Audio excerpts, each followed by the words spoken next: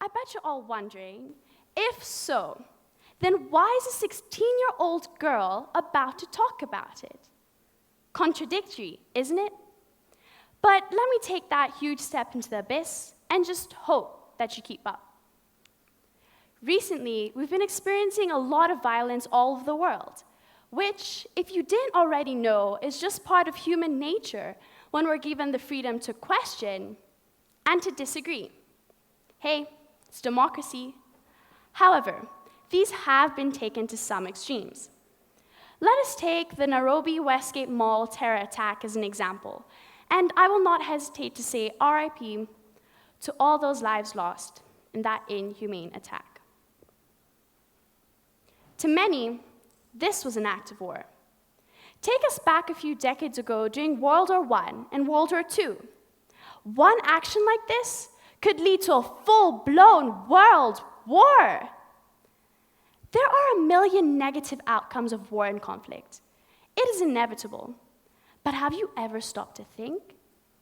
What would the world be like without war? Yes, I said it, and I'll say it again. What would the world be like without war? Many may disagree with me, but war does have a positive side. Of course, there's the undeniable fact that war takes lives and disrupts the daily going-ons of society. But then again, back to my initial example to do with the unfortunate Westgate attack. Have you ever seen such unity in Kenya as you did then? People in tremendous masses showed up to donate blood to the victims. Money in the thousands was donated to hospitals and first aid medical care. And we saw some of our policemen, for the first time, actually proving their worth. The list goes on and on. But the untold truth is that some positive things did come from this conflict. I, for one, am glad that they screen cars nowadays. However futile it may seem, it gives me a sense of security. But let me talk about something that affects our daily lives. The airplane was invented by the Wright brothers and was an essential component of World War I. Today, it is the fastest commercial way to travel overseas. But that's just for our own pleasure.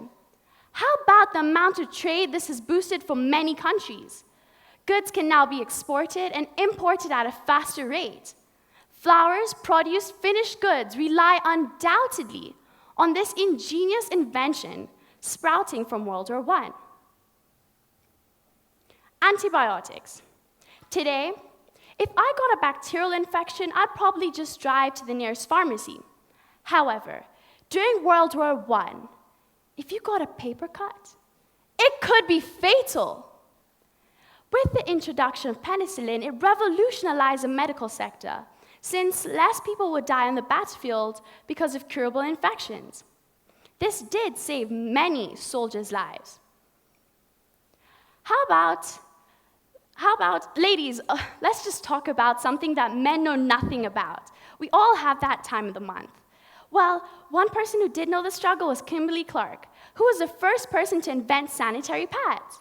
However, at the time, it was used for bandaging wounded patients during World War I. Only later did she start to market this. Thank God she did, for we would be using makeshift rags, and that gives me the heebie-jeebies. Morse code was invented by Samuel Morse. If we didn't have the Morse code, we'd probably still be wondering what radio waves are all about. And for all of you who don't know, radio waves are used in our microwaves, TVs, smartphones, and, I'll let you guess, radios. But let's fast forward to the present day. How many of you out there can't go a day without internet? If your hand is down and you're a teenager, stop lying. The average person spends around 6 hours and 48 minutes on the internet weekly, according to Business Insider, an influential business magazine collecting statistics. Therefore, around 48 minutes on the internet daily, if we are talking statistics. But let us talk realistically.